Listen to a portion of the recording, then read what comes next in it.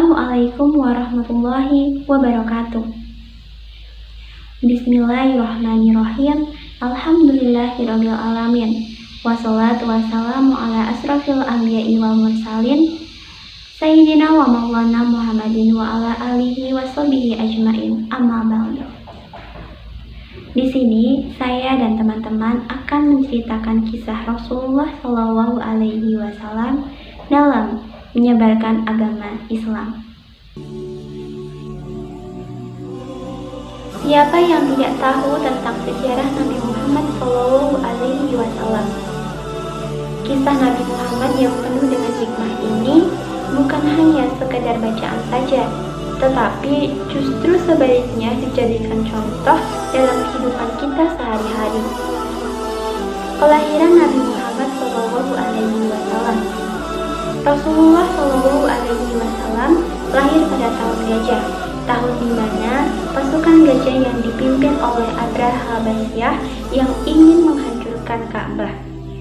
Dengan kebesarannya, Allah Subhanahu wa Ta'ala menghentikan pasukan tersebut dengan cara mengirimkan burung-burung ababil yang membawa wabah penyakit. Kisah Nabi Muhammad ini terdapat di Al-Quran surat Al-Fil yang berarti pasukan gajah. Di tahun inilah Nabi Muhammad Shallallahu Alaihi Wasallam lahir di Makkah dan dibesarkan sebagai anak yatim karena Abdullah, ayah Nabi Muhammad, wafat sebelum Rasulullah Shallallahu Alaihi Wasallam lahir. Beberapa tahun setelah menghabiskan waktu dengan ibunya Aminah, Nabi Muhammad Shallallahu Alaihi Wasallam kemudian dibesarkan oleh kakeknya yaitu Abdul Muthalib. Sayangnya, umur kakeknya pun hanya sebentar. Setelah 2 tahun dibesarkan oleh kakeknya, Abdul Muthalib meninggal pada umur Rasul yang ke-8 dan Nabi diasuh oleh pamannya Abu Thalib.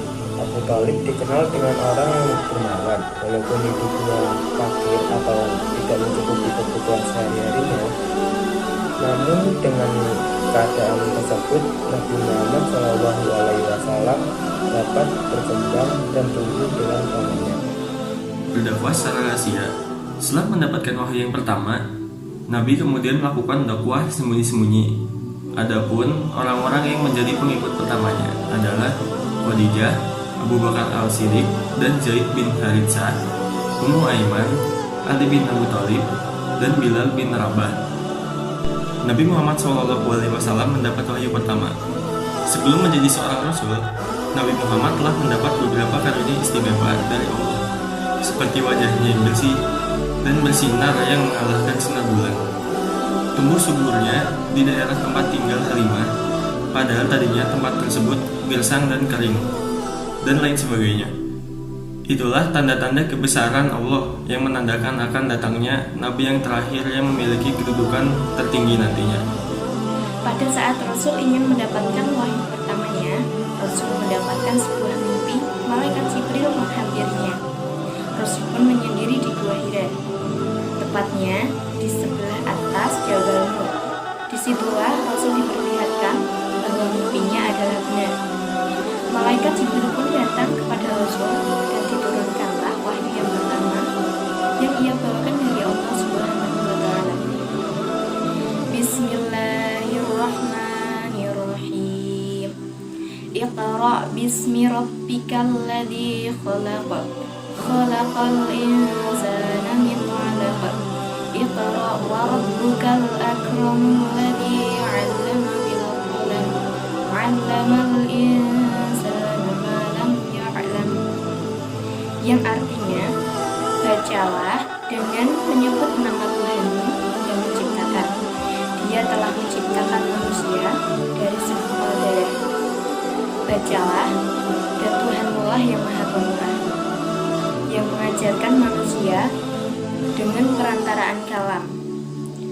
Dia mengajarkan kepada manusia apa yang tidak diketahuinya. Quran Surah Al-Alaq ayat 1-5. Walaupun Nabi merasa ketakutan, disitulah kisah Nabi Muhammad sebagai Rasul dimulai. Disitulah tempat datangnya Nabi yang terakhir, yang akan membawa kedamaian untuk seluruh umat. Allah memerintahkan dakwah secara melakukan dakwah secara diam-diam.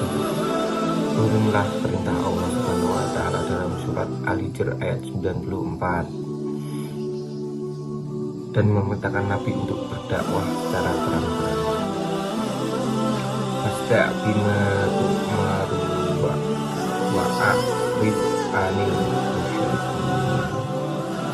Artinya, maka sampaikanlah olehmu secara terang-terangan segala apa yang diperintahkan padamu dan berpaling dari orang-orang yang musyrik. Perintah berzakat di zaman Rasulullah.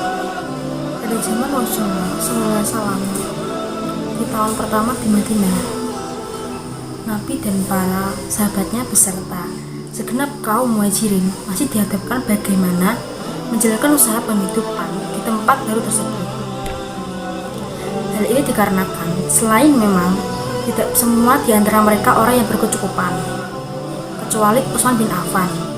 Semua harta benda dan kekayaan yang mereka miliki ditinggal di Mekah.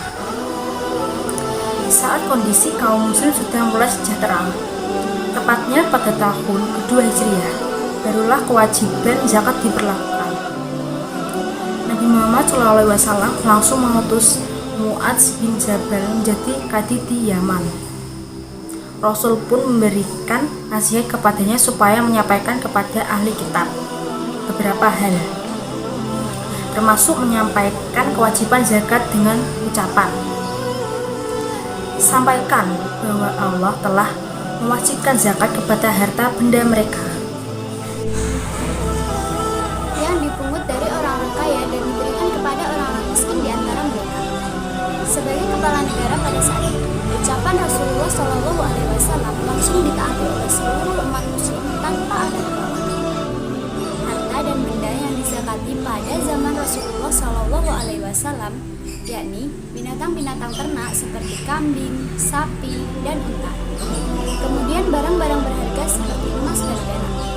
Selanjutnya tumbuh-tumbuhan seperti jelai, gandum, anggur kering atau besi-besi, serta kurma. Namun kemudian berkembang jenisnya sejalan dengan perkembangan harta atau benda penerima untuk dikembangkan pada harta itu sendiri yang disebut uang. Berdasarkan ilah tersebut, ditetapkan hukum zakat. Prinsip zakat yang diajarkan oleh Rasulullah SAW adalah mengajarkan untuk berbagi dan kepedulian.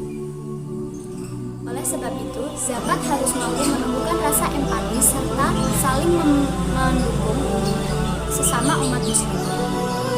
Dengan kata lain, zakat harus mampu mengubah kehidupan masyarakat, khususnya umat muslim. Kurban di zaman Rasulullah SAW. Nabi Muhammad SAW melaksanakan kurban saat melakukan haji wada di Mina. Pada saat itu Rasulullah SAW menyembelih 100 ekor unta. Beliau menyembelih sendiri sebanyak 63 ekor unta, sementara sisanya disembelih oleh Ali bin Abi Thalib karamallahu wajhah. Seluruh hewan kurban tersebut disembelih setelah sholat Idul Adha. Quran Surat Al-Hajj ayat 36. Dalam Surat Al-Hajj ayat 36 tersebut dijelaskan tentang jenis hewan yang dijadikan kurban, tujuan dari berkurban, cara menyembelih hewan kurban, waktu memakan daging kurban, dan orang-orang yang dapat memakan daging kurban. Kisah perjalanan Isra Mi'raj Nabi Muhammad SAW. Pada tahun ke-11 era Nabi Muhammad SAW terjadi peristiwa yang menyedihkan. Tahun ini sering disebut tahun yang menyedihkan karena pamannya Abu Thalib dan istrinya Khadijah wafat pada tahun tersebut. Setelah peristiwa itu, Allah Subhanahu wa Ta'ala kemudian mengutuskan malaikat Jibril untuk mendampingi perjalanan Nabi Muhammad SAW dari Masjidil Haram ke Masjidil Aqsa yang disebut dengan Isra, yang kemudian dilanjutkan perjalanan kembali dari Masjidil Aqsa ke langit ketujuh yang disebut dengan Mi'raj. Dan dari sinilah Nabi Muhammad SAW mendapatkan perintah sholat 5 waktu yang wajib dilakukan oleh semua umat Islam di dunia. Wafatnya Nabi Muhammad SAW. Pada tahun 10 Hijriah dalam pelaksanaan Haji Wada, Nabi Muhammad SAW memberikan sebuah khutbah. Ada satu kalimat yang mengisyaratkan bahwa Nabi Muhammad SAW akan segera menuju ke pangkuan ilahi. Kalimat tersebut berbunyi, "Wahai manusia, perhatikanlah kata-kataku ini. Aku tidak tahu sesudah tahun-tahun ini, dalam keadaan seperti ini, aku akan bertemu dengan kalian." Sebelum beliau meninggal pada 29 Safar 11 Hijriah, Nabi Muhammad SAW mengalami sakit kepala dan demam dengan suhu yang sangat tinggi. Namun dalam keadaan tersebut, beliau masih menyempatkan mengimami sholat berjamaah di masjid. Sampai beberapa hari menjelang wafatnya, Nabi Muhammad SAW mengalami sakit yang semakin parah dengan suhu tubuhnya yang semakin tinggi. Pada saat itu Rasulullah SAW berada di pangkuan Aisyah sampai ajal menjemputnya. Pada 12 Rabiul Awal tahun 11 Hijriah, duka mendalam menyelimuti sahabat Rasulullah dan umat Islam lainnya. Kesedihan ini pun dirasakan oleh salah satu sahabat Rasulullah, yaitu Umar bin Khattab, yang seakan-akan beliau ini tidak percaya bahwa Nabi Muhammad SAW telah wafat. Bahkan beliau mengacungkan pedang dan mengancam siapapun yang menyebut bahwa Nabi Muhammad SAW telah wafat. Mengetahui adanya kejadian tersebut, salah satu sahabat Nabi yaitu Abu Bakar As-Siddiq mencoba menenangkan Umar bin Khattab. Kemudian Abu Bakar pun membacakan sebuah firman Allah dalam surat Al-Imran ayat 144 yang berbunyi, "Muhammad itu tidaklah lain adalah seorang rasul. Sungguh telah berlalu sebelumnya beberapa rasul. Apakah jika dia wafat atau terbunuh, kamu akan berbalik ke belakang atau murtad?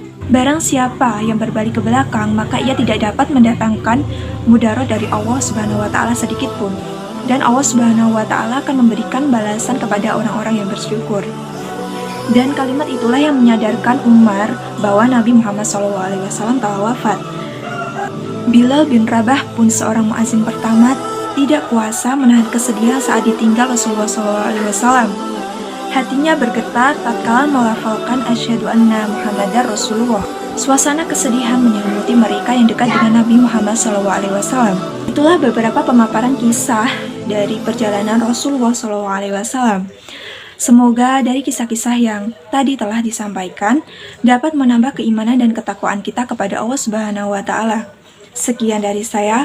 Wassalamualaikum warahmatullahi wabarakatuh.